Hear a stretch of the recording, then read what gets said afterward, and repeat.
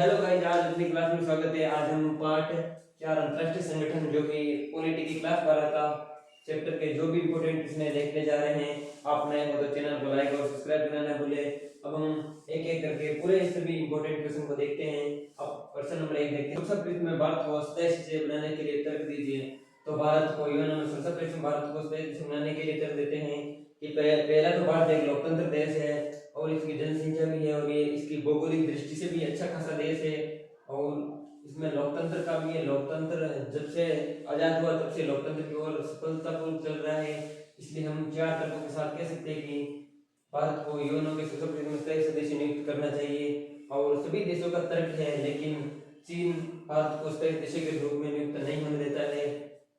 तो हम प्रश्न नंबर 2 देखते हैं। भारत यूएनओ में कब सम्मिलित हुआ? तो भारत यूएनओ में 30 अक्टूबर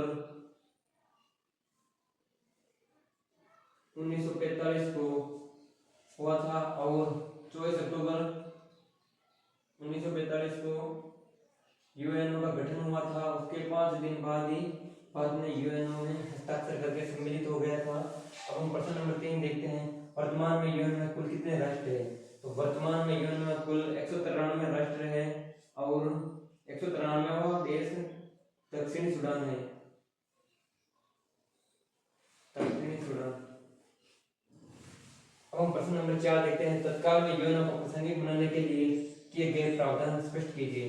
तो तत्काल में यूएनओ को प्रासंगिक बनाने के लिए कोफी अन्नान जो महासचिव थे उनके द्वारा कई प्रावधान किए गए यूएनओ को प्रासंगिक बनाने के लिए। तो पहला प्रावधान यह था कि यूएनओ को एक लोकतंत्र कोष का गठन किया जाए और उसमें अस्थायी तथा स्थायी देशों की संख्या बढ़ा दी जाए और किसी देश को यूएनओ में शामिल होना है तो उसके लोकतंत्र का गठन करता हो, शांतिपूर्ण उद्देश्य में यूएन में शांति सेना भेजता हो।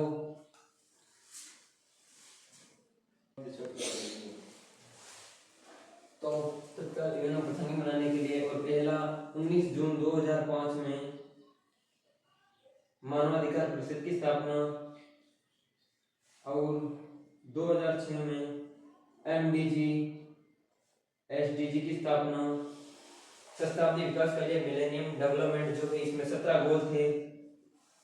2 कारण ये हो गए और तीसरा कारण है लोकतंत्र के शांति कोष का गठन, शांति संस्थापक आयोग का गठन और शांति संस्थापक लोकतंत्र का गठन और राजनीति की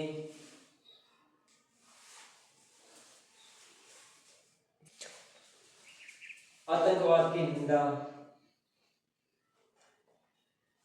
और जो न्यायिका परिषद है उसको समाप्त करने पर बल, न्यायिका परिषद समाप्त करने पर बल।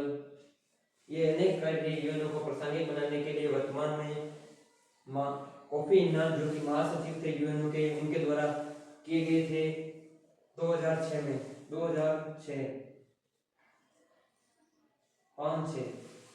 तो ये तत्कालीन यूएनओ को प्रासंगिक बनाने के लिए ये प्रावधान किए गए थे।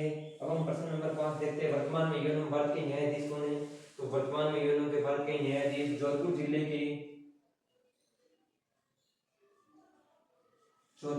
के दलवीर भंडारी जो बिलाड़ा जिले के हैं, जोधपुर जिले के बिलाड़ा तहसील के हैं दलवीर भंडारी वही वर्तमान में यूएनओ के न्यायिका परिषद में न्यायाधीश हैं, मुख्य न्यायाधीश। और इसमें एक प्रश्न ये भी पूछा जा सकता है कि इसमें कितने न्यायाधीश होते हैं? तो 15 न्यायाधीश होते हैं और जिनका कार्यकाल 9 वर्ष का होता है। अब हम प्रश्न नंबर 5 देखते हैं।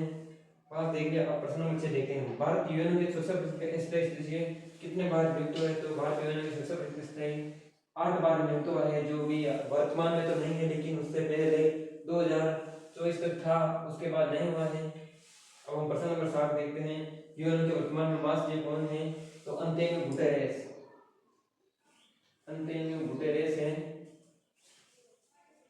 जो 2017 से है और वर्तमान तक यही है और इनका कार्यकाल 5 वर्ष का होता है और 2 बार नियुक्त हो जाते हैं महासचिव और अन्य कार्य करने के लिए सहायक सचिव होते हैं। ये प्रश्न पूछा जा सकता है। हम प्रश्न नंबर 8 देखते हैं। यूएनओ का न्यायालय कहाँ स्थित है?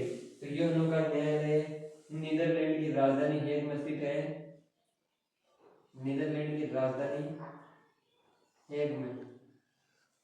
तो मैं आशा करता हूँ कि आपको इस प्रश्न समझ में आ गए होंगे। आप नए हो तो चैनल को लाइक और सब्सक्राइब करना न भूलें। अगर वीडियो अच्छा लगे तो लाइक और सब्सक्राइब करके, तब तक के लिए जय हिंद जय भारत।